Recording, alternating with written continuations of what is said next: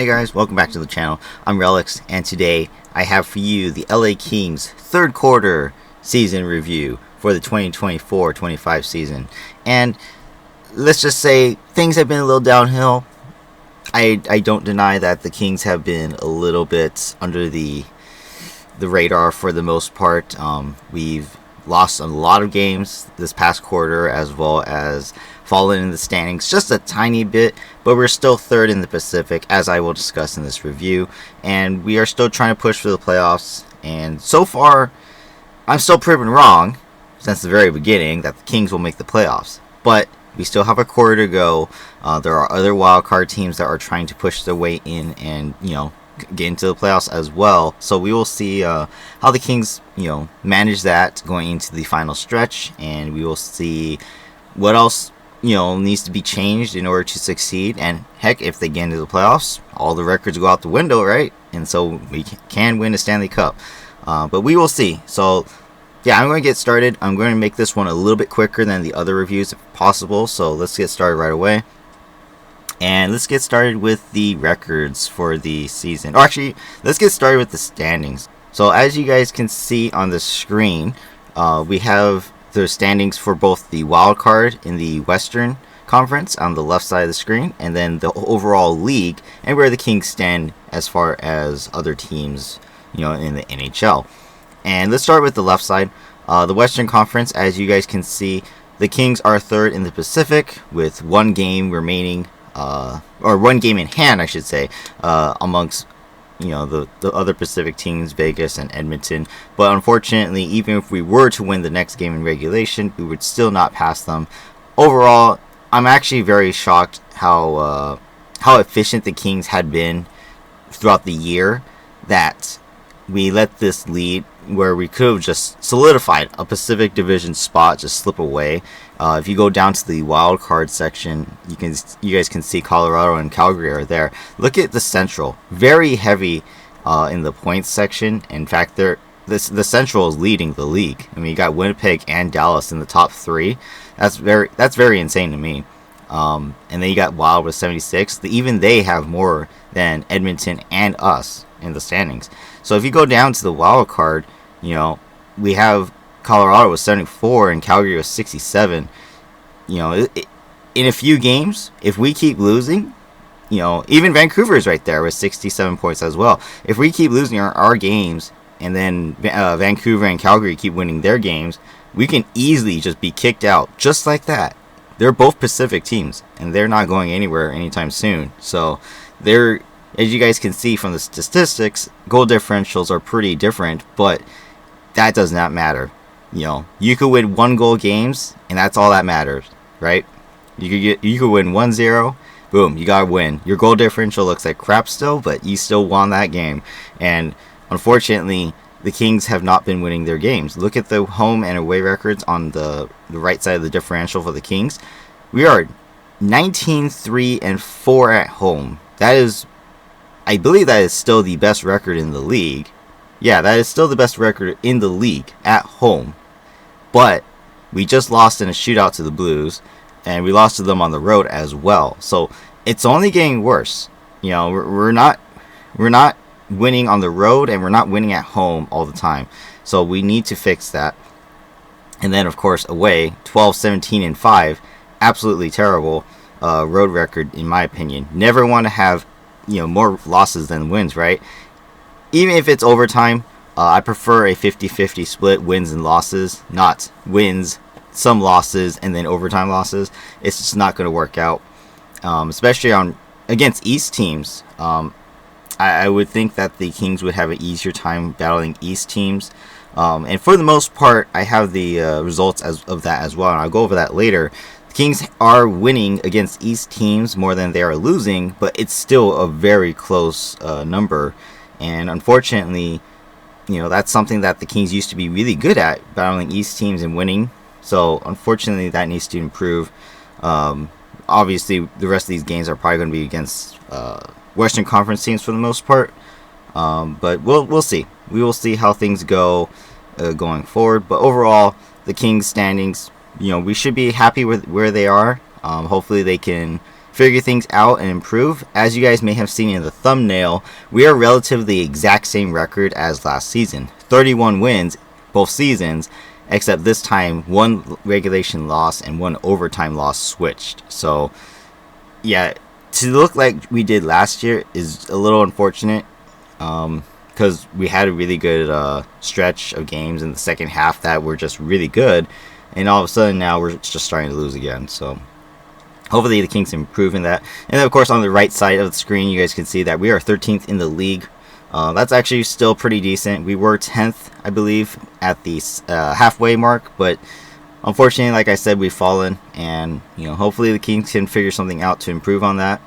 Overall, you see that the teams are in the standings, and it's really no surprise. Winnipeg's been leading the charge. Washington on the east side has been leading the charge as well. That's my brother's second favorite team in the league. Dallas, a little bit surprised to me. Golden Knights, they're always up there. Florida's up there, returning Stanley Cup champions. Toronto's always up there. Lightning. It's no surprise who the players are up there. But some of the teams that are in the wild card or even below, those are a little bit surprising. But I'm not going to go over the East as well. This is about the Kings after all. So let's keep moving on, and let's go to the records for the Kings. Let's start off with the last quarter stretch. So in the last quarter, you guys can see here that the Kings played 19 games, to make it a total of 60 games played. We went 7-8-4. As you guys can see here, I always do it where the shootout is separate. So we are actually 7-8-2-2. That is 4 games going to overtime, and then 2 games were a total of shootouts. So I included the goals and goals against, as you guys can see, 47 to 60 goals against during that stretch. As you guys can plainly see, that we are being outscored entirely by a total of 13 goals. So that needs to change. That's obviously an explanation to why we have been losing. I included the home and away, as well as the versus the West and versus the East teams. You guys can see everything here, very clear cut. We are great at home. And unfortunately, we still got 4 losses at home, including the last shootout loss against the St. Louis Blues in the last game. And, we may have won most games and outscored our opponents 28-24, but that is still too close. I think the Kings definitely could have played better in a lot of circumstances. Same thing with the away. We only won 2 of the 10 games. That was a terrible road trip we just came home from. Being outscored, of course, 19-36 on the road in general. That's just very unfortunate. That's almost double against us, right? That can't happen. Overall, the West and East battle is pretty even, but unfortunately, we still came out on the losing end on both sides, and that needs to change, especially for the West. Especially if it's against a Pacific Division team, that's doubling points. If we win or lose in regulation, that's double points up, double points down, especially if it's a playoff team. And so the Kings definitely need to play better against those type of teams. And here we go. Here's the full overall breakdown of the season so far by each quarter. As you guys can see, games played by 20, 41, and 60. Obviously, we're going into the final stretch with a record of 31, 20, and 9. And you guys can see everything: the goals against, goals for, home and away, West versus the West versus the East. And like I said earlier, versus the East, we're 14 and basically 12, wins and losses. But that's just not good enough. We need to do a little bit better. At least 4 of them were in overtime, but overall, I would have expected the Kings to be better versus the East. As far as my memory serves, we were pretty decent going against those type of teams, but sometimes we just got carried away with it, and unfortunately, we couldn't continue. For example, one of the later road trips, we went to Florida and Tampa Bay, and we got shut out by both teams. I believe it was 0-3 each score, so that's very unfortunate. 2 shutouts in 2 games. That just can't happen. Yet alone get shut out in the first place. That's pretty disappointing. And then the home and away records. Obviously, the away record is absolutely atrocious to look at. But the home record, spot on. Again, like I said, 3 of the games were in shootouts, and so it's not horrible. Best home record in the league still, but we need to get past that 20 win mark. We were hoping to do that against St. Louis this last game, but as Jim Fox says on the the FanDuel Sports Network broadcast, we didn't deserve to win that one. It was a bonus that or it would have been a bonus if we got the 2 points and got the win, but we barely squeaked into the overtime, honestly, and that's just sad to see. That's something that needs to change going forward. We need to put a little bit more effort, a little bit more consistency in the goal scoring department going forward through the last stretch, and unfortunately, the Kings are lacking that right now. They have been lacking that for the past so many games, and that's just one thing that hopefully they can address with the trade deadline. As I'm making this video, there was a trade, so there is going to be something at the very end for you guys, and we will discuss that as well. Okay, so let's go over the Kings points now. Point leaders, as you guys can see on the screen, I have on the screen both the goals and the assists in the parentheses underneath the main numbers. As you guys can also see, there's also some green numbers on the right. Those are the point increases since the last quarter, in this case the half season mark, at game 41. Kempe now leads the team with 50 points, passing Kopi, who has 48, and Fiala has 40 for third. So it is clear cut that some players have done their part, and some players have really fallen. And in some cases, I'm very disappointed. In some cases, I'm very, very, very happy. For example, one of these players is Kevin Fiala, who has 40 points, third on the team. 24 goals, which is second for the team's goal leading, and then 16 assists. He had a plus 18 points in the past 19 games. No one else on the team can say that. He has been one of our most consistent players in and out for the past 19 games. And even though, yes, like I said, we got shut out a few times, but that's not his fault entirely. This is a team sport after all. But I am very happy with Fiala's performance everywhere on the ice, both offensively and defensively. Yes, a couple penalties here and there, I don't deny that, but he is a marked man by the league's referees, and that is unfortunate because there are some penalties that should not have counted against him, but that's just the way things go. But anyone who says otherwise, I think Kevin Fiala is one of the best players on our team. He is needed. He is absolutely needed on this team. If we didn't have Fiala on the team right now, honestly, we probably wouldn't even be on a playoff spot. That's just the honest truth. Kempe is not scoring as much as he should, as well as some of the other guys who are earning the big money, right? You got Andrei Kopitar, the captain, only 14 goals. He needs to hit that 20 goal mark for the season. I always say Kopi needs to be a 20 goal scorer every season, and if he can't reach that mark, well, that's one of the reasons why. Not to mention he usually leads the team in points, and he had been until this point, but that's unfortunate that he's starting to fall off as well. But still second on the team. Then there's Byfield at fourth with 35 points. He was another big surprise for me, having scored 15 points to really rise up. He wasn't even in the top 5 originally at the half season mark, but now he's really stepped up his game a little bit, having some really great plays. And as I've mentioned in past reviews, going back to a couple years ago as well, Byfield may not be a goal scorer, but he still has some of the best passes I have ever seen in the NHL. Up on tier with like McDavid and Bedard, or even anybody really. That all the top players in the league right now, Byfield's up there as far as playmaking. And unfortunately, his goal scoring not there. He needs to take a little bit more initiative and hit the net. He misses the net a lot, but I am very happy with his production in the past stretch. Hopefully he can keep that going, especially going into the playoffs, because every time we get into the playoffs, our star players kind of disappear. He needs to be one of them that needs to produce, and so hopefully that is something that we can work on going forward. If we can get to 20 goals, that would be great. That's 8 goals in the last stretch of 22 games. So hopefully that works out. You know, we really need that, especially right now. We need a couple of 20 goal scorers. Like I said in the very beginning, I was expecting like Deneau and Moore to, really step up their game, but unfortunately they are part of the problem as well.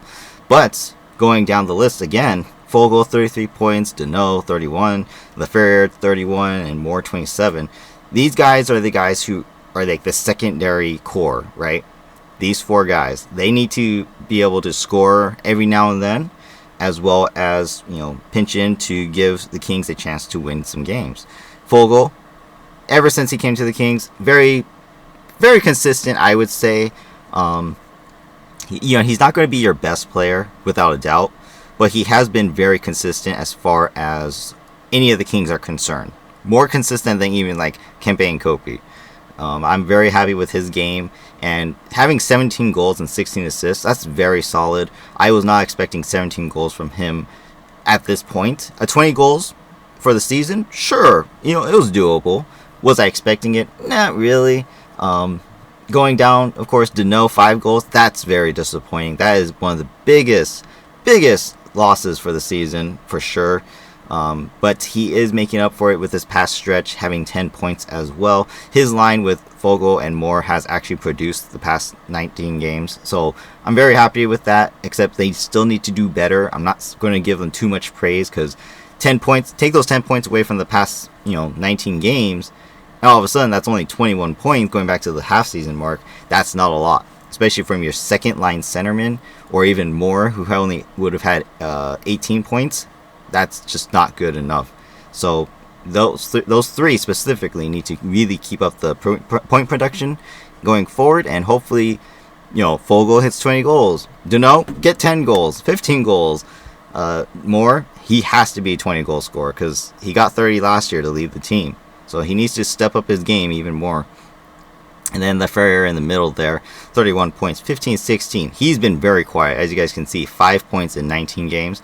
That's not good enough.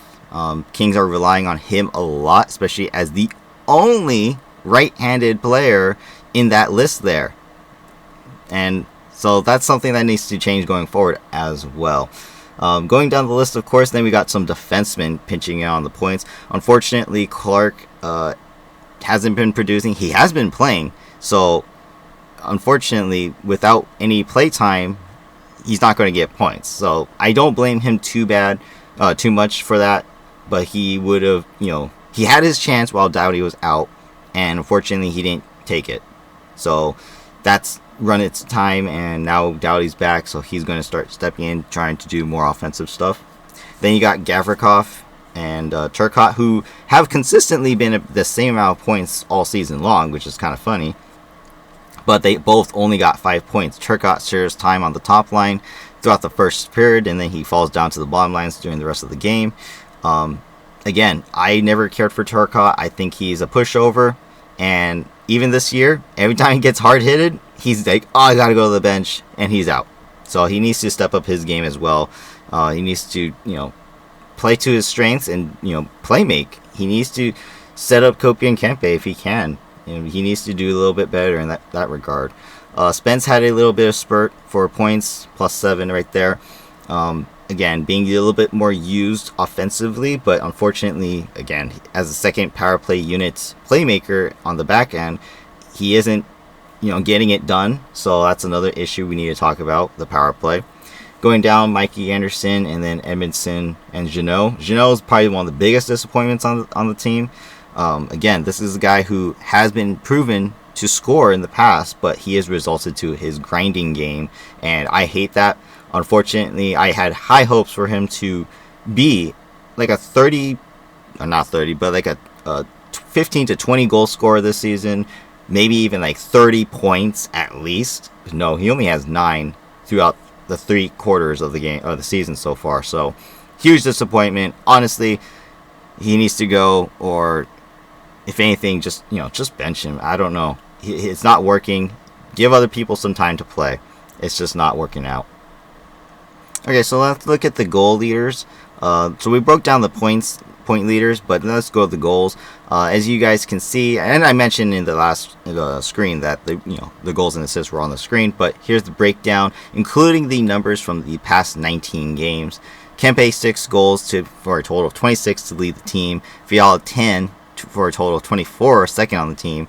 And then there's the rest of them: 6 goals for Fogel, 3 for the Ferrer, 2 for Kopi. That's sad. Byfield having 3 and Kopi only having 2. That's very disappointing. Kopi needs to step up his game, and as I mentioned, we need to get some more 20 goal scorers on the season.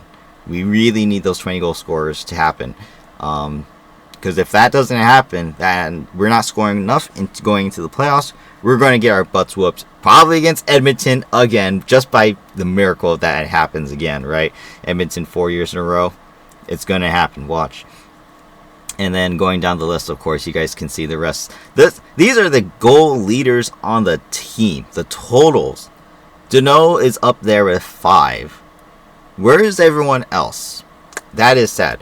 As you guys can clearly see, the Kings are not a very high goal scoring team, and that is one of the biggest issues of why we keep losing games. These numbers need to improve. We need to see a lot more double-digit scores right here, especially for the back end. We need to see a little bit more offensive production from the defensemen.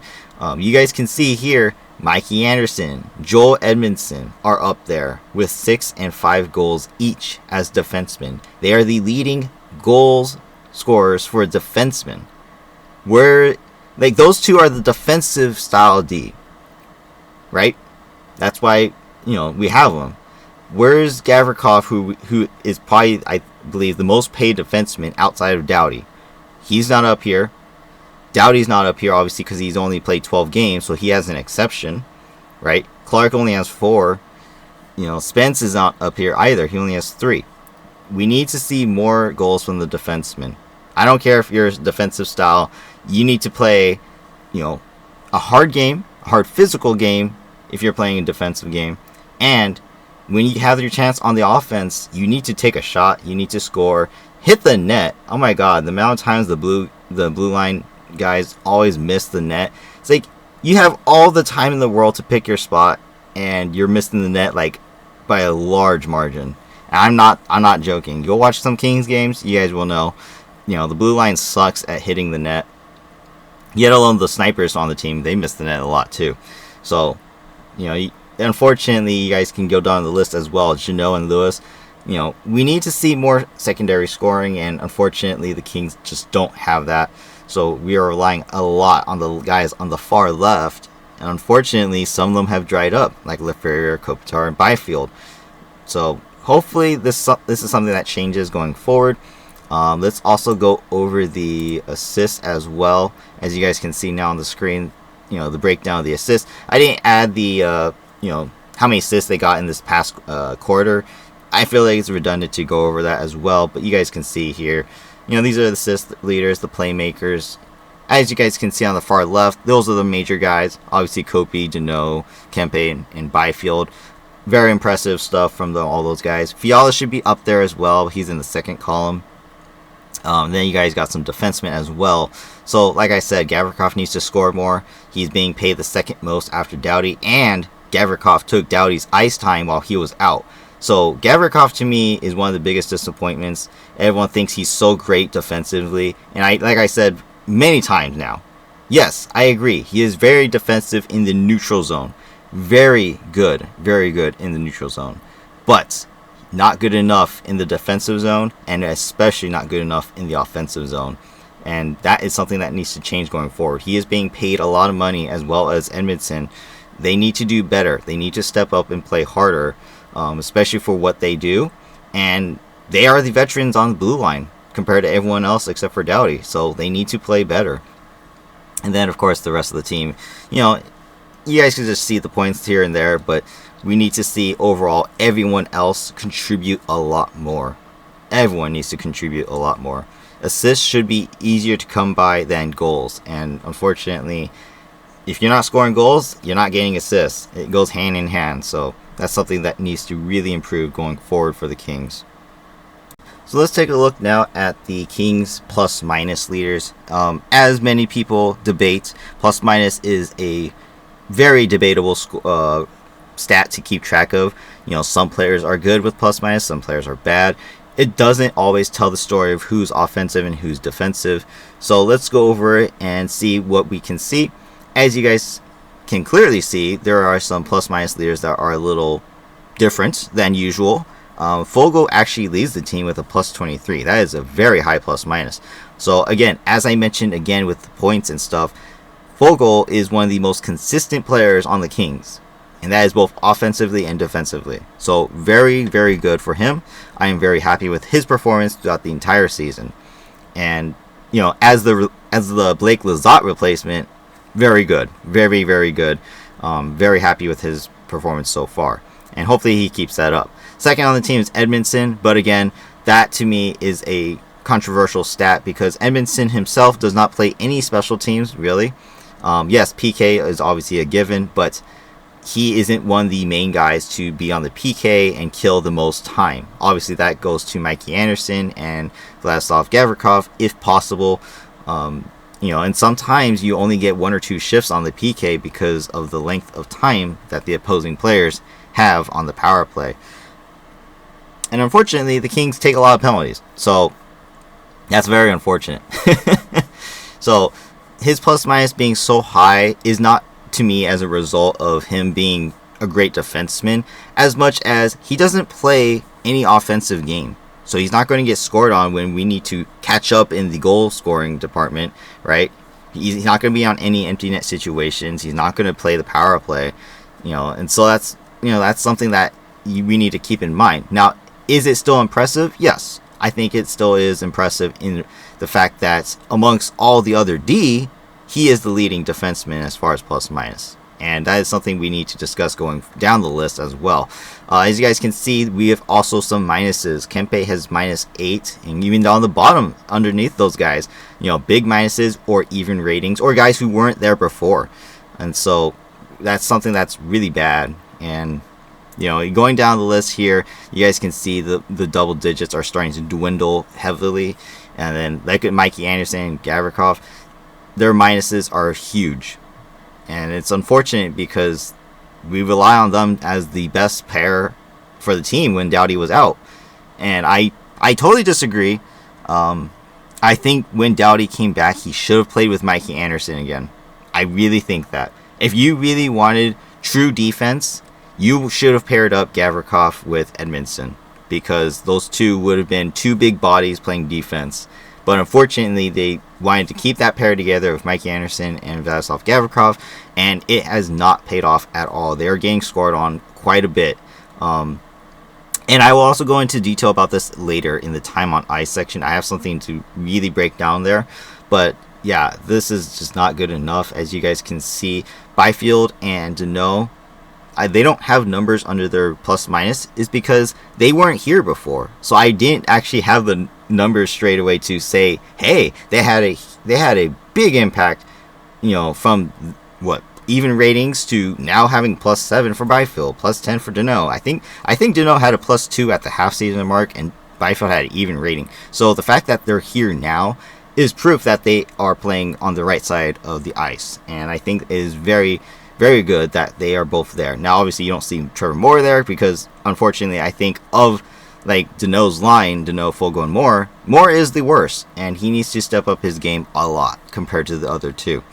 But again, going down to the right side now, you guys can see there's only 5 players there, and I even added a note excluding AHL players as well as people who have been up and down or traded away, such as England.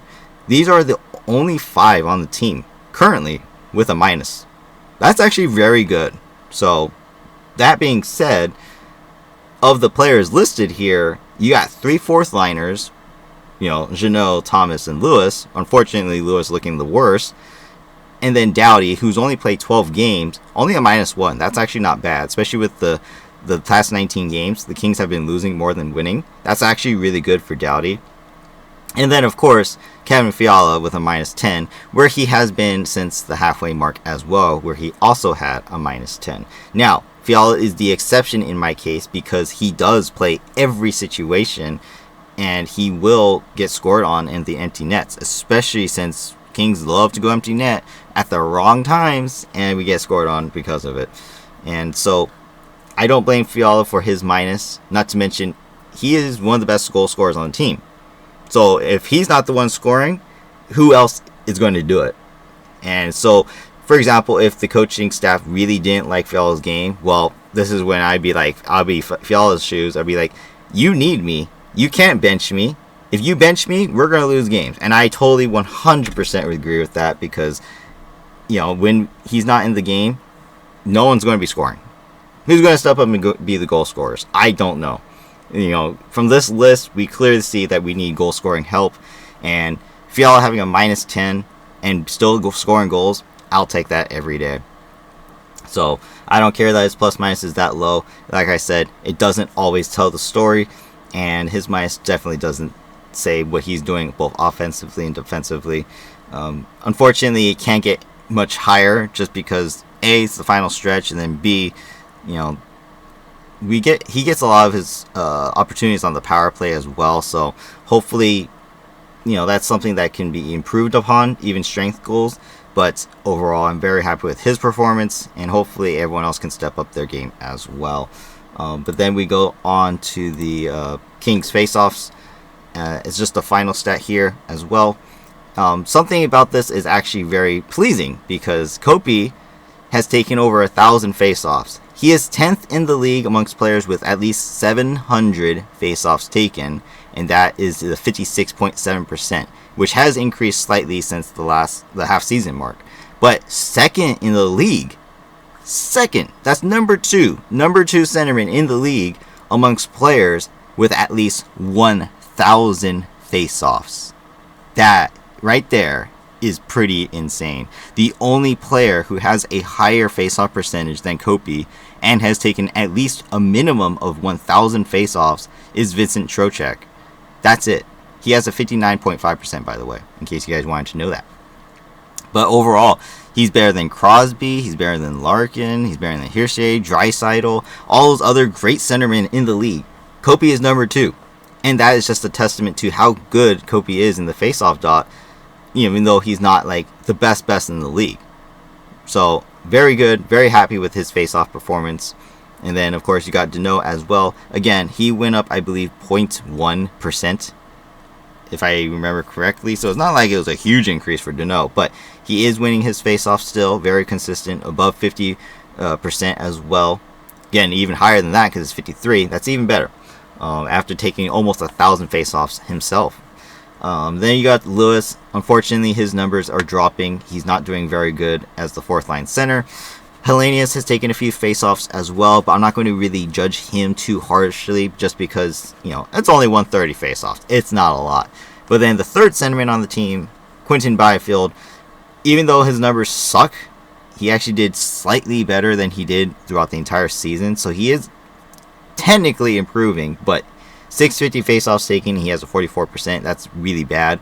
That's not even close to 50%, so that's kind of where he needs to get up to. If he's going to be the third line center, so to speak, he needs to do better in the faceoff dot and win some faceoffs. Every time they put him out there for like the overtime, to take the opening faceoff or even something like, in the offensive zone faceoff, I'm just like, no.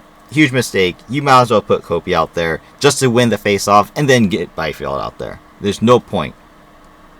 So, in any case, that's the face-offs. I'm not going to grouch too much about it. I mean, you got Kopi and Danault. I mean, you can't really get any better than that. Two of the best face-off men in the league. So, I'm very happy with the face-off percentages, and hopefully that stays consistent going forward. Next up, we have the Kings time on ice. As you guys can see here, these are the average time on ice leaders, not the total time on ice. And I have also listed each quarter marks as well. Obviously excluding Doughty, who's only played 12 games. 25-32 though, to lead the team since coming back. 25-32. That is the highest on the team by far. And this is something that may contribute into one reason why the Kings are struggling right now. And as you guys can see, as I've listed in green marks, the green marks are increased time on ice compared to their last quarter mark. Gavrikov getting, what is that, 34 extra seconds average time on ice. Mikey Anderson, 10 seconds, so on and so forth. So, as you guys can see, Clark is the only player here that's lost a lot of time on ice. He started the season with 912, then went down to 1705, and now with Doughty back, he's being scratched, as well as being the 7th D, not playing as many minutes. You guys can also see the forwards on the right side of the screen. Kempe, Kopi, Fiala, Byfield, and Deneau are all time increase. And this is not just a little bit. We're talking like exponentially a lot. Fiala, almost a whole minute. Kempe, about 40 seconds. Byfield, a whole minute. Like these are big numbers that these forwards are playing now. And I think this is contributing to why we are losing games, is because we are taxing our top end players way too much. Doughty is one of those players as well. I said we should not have brought him back right away, and unfortunately the Kings, obviously congratulations to Doughty for the Four Nations face-offs. Of course, I was rooting for him to win, of course, but bringing him back so soon risks injury again, and then of course, is he going to be able to play at an elite level like he was before? And I don't think it's there anymore. I think injuries are finally doing him in, and he's not going to be able to play at an elite level that we expect him to play. And time on ice wise, we're taxing all of the high-end guys, including the other defensemen. You're not spreading out the time enough. Everyone's more tired. Everyone's not playing to their maximum potential. And that includes both defensemen and forwards. All these guys are the top-end players for the team.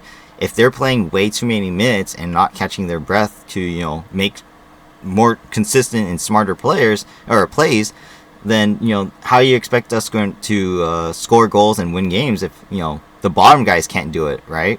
So I think that may be a contributing factor into why we are losing games, but I'm not saying that's the overall reason. It's just my opinion. I do think the Kings need to spread out the ice time a little bit more. Stop playing the 7-11, situations, and just go 12-6, 12 forwards, 6 defensemen. You need to stay consistent, and I think spreading out the ice time would help everybody in the long term. I mean, we've done it so far without Doughty. We can still do it without him, playing 25 minutes every single game. I think that is something that the Kings need to, focus on a little bit more, and hopefully that will pay out in the end. Okay, and for the skaters, the one final stat is the penalty minutes. As you guys can see on the screen, I've drawn it all down. Jeannot leads the team. He is tied for 7th in the league in penalties, penalty minutes, PIMs, in other words. 15 minor penalties, 7 fights, and 1 game misconduct. Same thing with Fiala going 36, Clark 36. They both have all minor penalties and or double minors, which I did not include to break down. I think it's only a couple of them, but overall, basically all minor penalties, and it's like very frustrating to see that, the league hates Fiala, gives him a lot of penalties even if it's not there. I hope that the league really cracks down on visual penalties, not just reputation. Kyle Burrows, 4th on the team. He does not play a lot. If I really break it down, I could probably guess his. I didn't actually look, but his average time on ice per game is probably like 5 minutes. Not even a joke. Maybe even less. It's really bad. So when you're only playing 5 minutes a game, that's, what are you even an AHL player? I think the Kings are misusing players, and that's one of the reasons. Burrows is one of those parts, right? Why even play a 7th D if you're going to just not use them? So, Burrows, exception for that matter. 30 penalty minutes for Byfield. That is 5 minor penalties each quarter. Literally. 10 penalty minutes each quarter. That's pretty consistent, and both consistently bad, right? You don't want him in the penalty box, and he's taking 5 every single quarter. So that's something that needs to improve going forward. Kempe, some minors as well. Lewis is up there now. Mikey Anderson, biggest surprise, he actually took no penalties the past 19 games. Very happy with that. Very, very happy with that. And then, of course, we could go down the list, of course, even more. But these are the top guys and, pretty much people who will stand out. Unfortunately, some of your top end guys like Fiala and Kempe and Byfield taking penalties, but then you got some of your bottom guys like Lewis and Clark taking penalties. So it's really bad to see that, but hopefully they get a little bit more discipline. Again, like I said, Kings take a lot of penalties, and even though our PK is decent, as I will discuss next, or almost next, it is still something that needs to get even better if we want to win the Stanley Cup.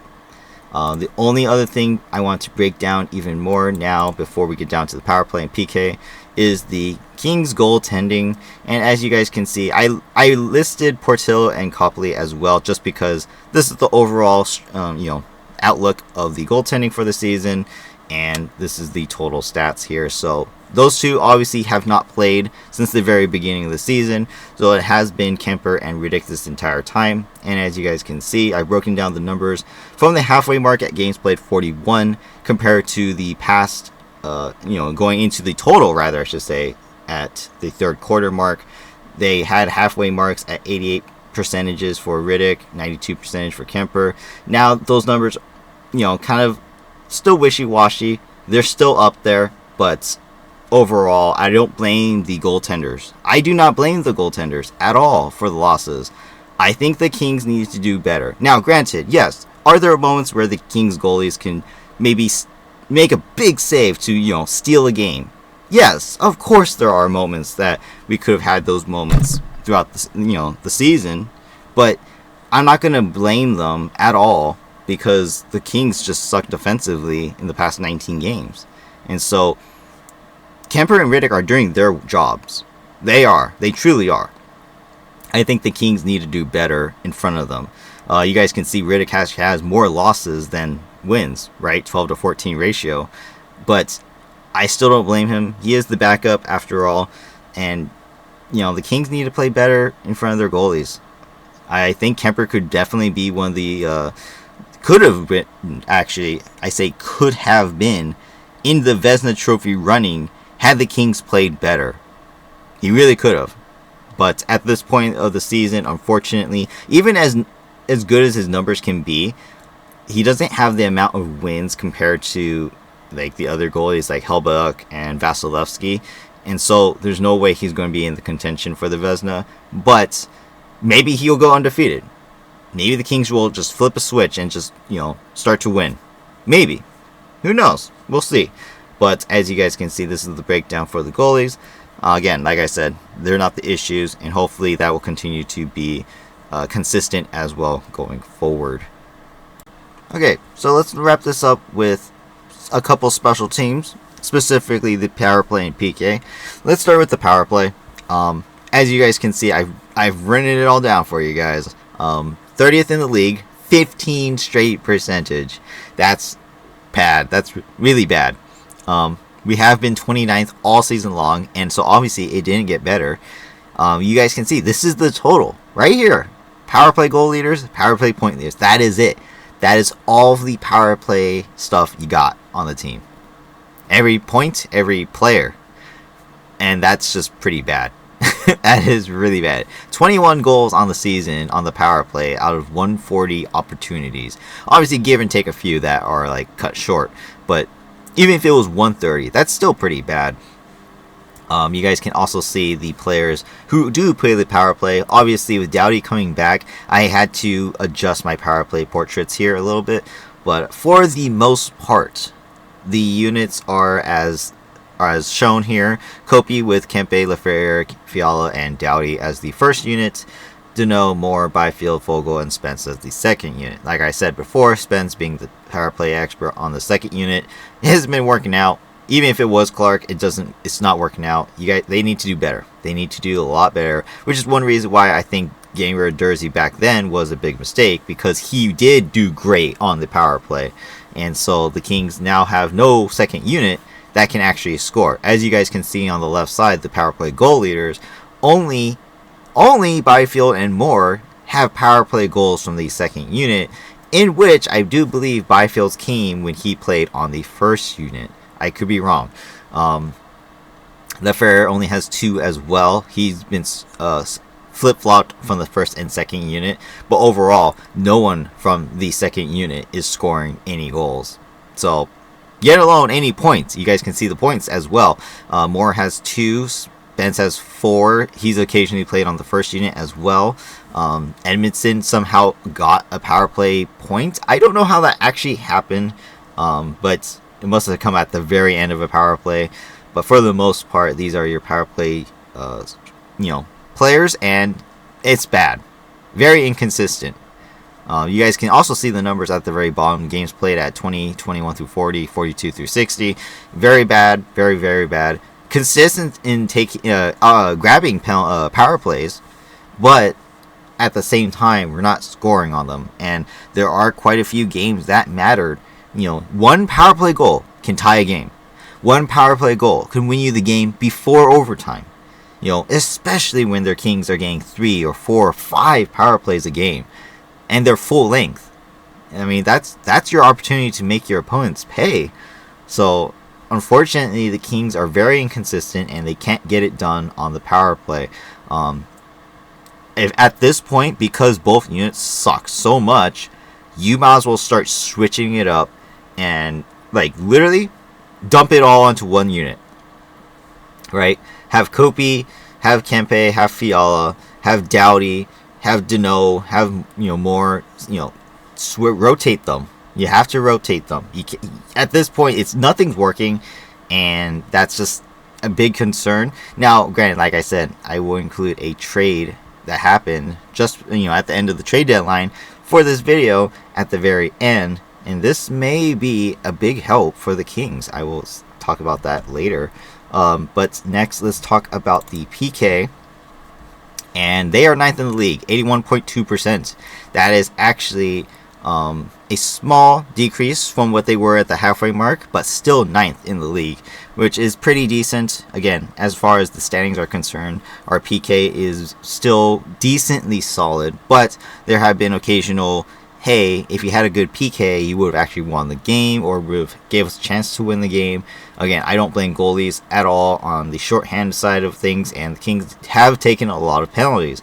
So, getting better, as you guys can see, the games, the quarter breakdowns, the Kings are getting better. 69, then 54, now 47 in the past 19 games. So, it is better, but still too many. And unfortunately, the Kings suck shorthanded. The shorthanded stats have not changed at all since the very beginning. That's just the way things go, I guess. Obviously, the Kings play a lot more defensive than they do offensively. But there are the 3 units to break down as well. Ever since Doughty came back, he has been playing with Joel Edmondson on the second defensive unit in general, because they refused to pair him up with Mike Anderson again, which has worked last year and the past so many years, so I don't know why they don't do it. And then, of course, Moverari with Spence, for the most part, as the third defensive pair. Clark and Burrows are always the extra 7th D, so they're not of concern, as well as England whenever he was in as well. But it was waived, and then, of course, the Predators now picked him up. Overall, the PK, I think it's very consistent still, so I don't mind, everything that's happening here.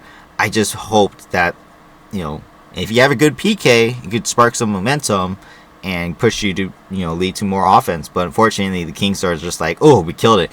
Whew. Let's move on. Let's keep going. Not, hey, we had a good PK. We killed a good penalty. Let's go and score one now. They don't think that way, and they just straight up think defense all the way, and it's very unfortunate. It's something that needs to really change if they want to get better going into the playoffs. So, unfortunately, that's just the way it is, but that's just, the way things go in the league, I suppose. And the last thing I want to talk about is the Kings trade at the trade deadline. Now, again, there are a couple other things that happened, of course, every little detail matters here, but this is the main one that I am actually very happy about. Now, the Philadelphia Flyers have traded Andrei Kuzmenko and a 7th round pick in the 2025 NHL draft for, in exchange, a 2027 3rd round pick, which to me, again, unless these picks actually pan out, it doesn't matter who they are. we've seen time and time again the Kings, they draft these players and they don't use them to their, potentials. And so to me, in the Kings system, I don't care what picks we get rid of and what picks we obtain as much as what are we getting in the return. And Andrei Kuzmenko, a right-handed player, is coming to the team, and he can score. He is a goal scorer. He is someone who can actually maybe turn their career around. He hasn't been the best player this past year, but he has proven he can be a good player. When he came into the league a couple years ago, I was thinking, oh my god, this guy's actually going to be a pretty good player, like an above average player. Someone maybe even along the lines of Kevin Fiala type of scoring. And I think he can still be that. If he can goal score for us going this final stretch, 10 goals maybe, 10 goals, in 22 games at least, if not more, I will be very impressed. He is a right-handed left winger who can, has struggled in Philadelphia, but he should be able to provide us some offense. Now, specifically, the right hand is what I'm talking about. If he plays the power play better than Laferriere, kick Laferriere off. You need to change the power play. This is the moment. Put Kuzmenko on the first unit and have him be the shooter on the left side of the ice compared to Kempe or Fiala shooting on the right side of the ice for the one-timers. Kuzmenko can do this. I think he can be one of the key X factors going into the playoffs. If the Kings can utilize Kuzmenko's opportunity here in LA, I think we will be able to be a good playoff team. He isn't like the next all-star or anything, but he can still be a very strong player on the offensive side of the game. And I think this will really work out for the Kings. I really do. This is what I've been waiting for. A right-handed player who's not a fourth liner, not a third liner, someone who could play top 6 minutes and provide us some offense. So if this works out, I'm calling it right now. This is why. Kuzmenko is the reason why. So hopefully this really works out. And this is why I'm a little bit more hopeful that the Kings will be able to make the playoffs and go for a Stanley Cup run because of someone like him. He's not on the lines of a Jeff Carter or Marian Gaborik, but he is still a player that I am hoping will, maybe he won't even be here next season, right? But I'm hoping he will be able to just spark an offense for us and just get us at least past the first round if possible. In this trade as well, I forgot to mention that the Flyers will be retaining, I think it was 50% of his contract, which is, I believe, $5.5 million.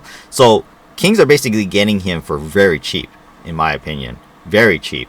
So hopefully this even works out more for us. And if he does work out, hopefully we can sign him because he's a right-handed player that needs to shine. And if he can shine with LA, I'll be happy with it. I have no complaints whatsoever. So that's the LA Kings breakdown for the season, for the third quarter mark. Thank you guys for watching, listening, whichever way you guys did it. Obviously, I'm not perfect. These are just my opinions. These are just my observations as a Kings fan. I am no professional, nor do I do this as a job. But I really do hope that the Kings can learn from their mistakes, can learn from what they have struggled with, and push forward into this final stretch, this final quarter, with a new mindset. You got a new player. Change the power play, change the peak. PK doesn't need to change, but keep it consistent. And goaltending needs to stay consistent as well, which I think we've already explained that has been the case for the past so many years. Goaltending is not the issue. So hopefully the Kings will continue to do that. Overall, the Kings have I think, one of the easiest schedules to finish the season in the entire league. Again, and yet we'll probably still find some way to botch it at the end. But it's about getting into the playoffs first, and that's what we need to focus on right now. So hopefully the Kings can do that. We have actually a few games coming up that are a little bit more difficult, such as I think Dallas as well, towards the end. No, Rangers too.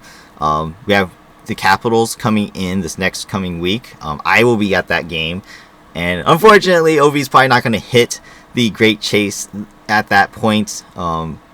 unfortunately because of his injury. But there was a chance this year that me and my brother could have went to the game to see his second favorite team, the Washington Capitals, and see Ovi break the record, Gretzky's goal record at that game. Unfortunately, I don't think that's going to happen now. Ovi would have to get like hat tricks in every game going to that game. So, well, but we'll see. We'll see what happens. It's going to be exciting. But for now, that's it for this. I hope I didn't miss anything. And if I did, let me know in the comment section what you guys think about the LA Kings and how they've been doing this season, as well as what can they do you think they can do to improve. I've just listed what I think they need to do. And as a huge Kings fan, I really, really, really, really hope they can do better. Again, I'm hard on them because I love them so much. No one in my family, no one I know personally loves the Kings more than me. I am fully invested in them, and I really hope they do better. And, I just wish nothing but the best for them. It's just unfortunate that, the direction that the Kings are going is just not the direction that I agree with. And signing, for example, Gavrikov, Edmondson, Mikey, and, all these defensive style D to big contracts, it's just not the way to go. They're not goal scorers. They're not guys who can, lead a team. And unfortunately, we're wasting all of our money into that instead of signing the guys who should be signing. So, the way the Kings are going, I don't agree with it. And at this point, the trade deadline, I would have actually hoped for someone bigger as far as a superstar. But, it's just the way things go. The Kings will pan out with it and hopefully pay dividends. I don't know. I don't see it yet. I did mention in the beginning of the season they're not going to make playoffs, but I've been proven wrong so far, and hopefully, that continues to be the case. That's it for this one. Thank you guys for watching. I hope you guys really enjoyed this, and if you did, hit the like button. Like I said before, comment down below if you have anything to say at all. Subscribe to the channel if you haven't already, and stay tuned for the end. My season review will come soon after. Maybe not during the playoffs. I don't know. I may make it before the playoffs, or we'll wait until after. We will see. Either way, we gotta get in the playoffs first. That's the first thing, right? But we will see how the Kings do in the final stretch. Again, 22 games to finish the season, so hopefully they come out on top and make the playoffs. Go in winning, not like last year where we went in losing, and of course we got stomped by Edmonton again. So hopefully the Kings will be able to fix some mistakes. Improve on the power play. God, improve immensely on the power play. You got to do better. And then, of course, stay consistent with everything else. So hopefully we see all that and we see some really good Kings hockey going forward.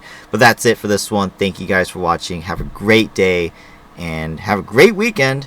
And I will see you guys in the next one. Bye-bye.